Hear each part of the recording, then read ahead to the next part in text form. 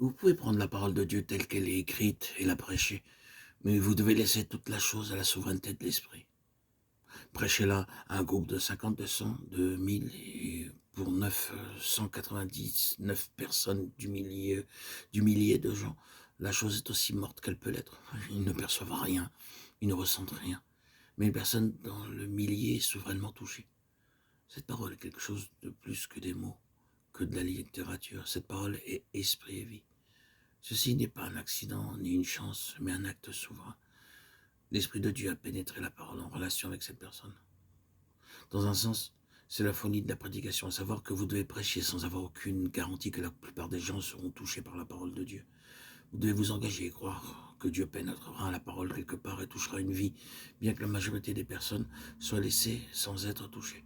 C'est un élément supplémentaire, à savoir l'esprit de vie dans la parole de Dieu, agissant souverainement en relation avec le perdu. C'est bien sûr la parole créatrice, et cela nous amène à voir que dans l'homme céleste, la parole de Dieu est un acte de Dieu, et non pas simplement une déclaration de Dieu. Dans l'homme céleste, la parole de Dieu n'est jamais seulement une déclaration, c'est un acte. Nous disons beaucoup de choses et ensuite nous regardons tout autour pour voir le résultat avec la pensée en tête. Quelle est la valeur de tout ceci?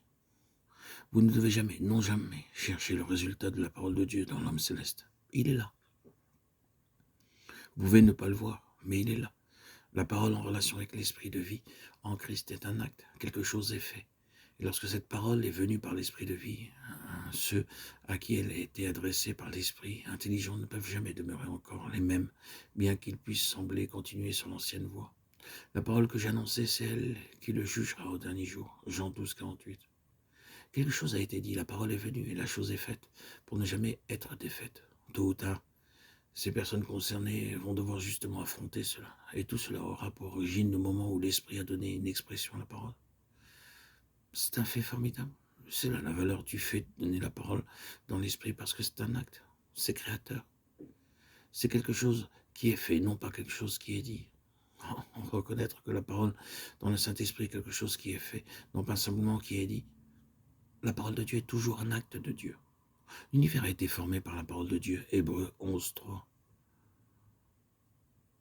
La parole du Seigneur est une bénédiction. Elle ne dit pas simplement que le Seigneur vous bénisse. Elle est en elle-même une bénédiction.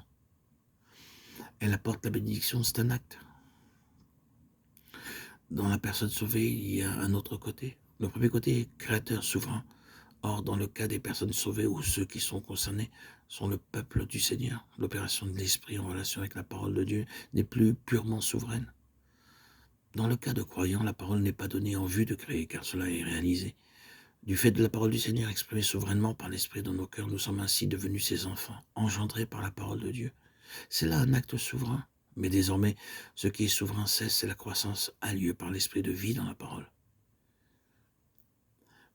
Mais à condition qu'il y ait la vie en nous pour correspondre à la vie dans la parole. La vie dans la personne concernée ou dans la compagnie est la base de la croissance selon la parole du Seigneur, qui est la vie en elle-même. Considérez une simple illustration à partir de notre utilisation de la nourriture physique. Peu importe la façon dont vous nourrissez un cadavre, vous n'obtiendrez aucun changement, aucun genre de croissance. Il n'y a aucun intérêt à nourrir une personne morte. Il doit y avoir un peu de vie dans une personne qui corresponde à la vie se trouvant dans la nourriture qui la saisisse. Travaille et coopère avec elle avant qu'il puisse y avoir de la croissance. C'est ce que nous voulons dire par la cessation de l'activité qui porte principalement la marque de la souveraineté. L'acte souverain est quelque chose qui est à part de nous-mêmes. C'est la grâce de Dieu aux pécheurs, qui ne peuvent rien donner en retour.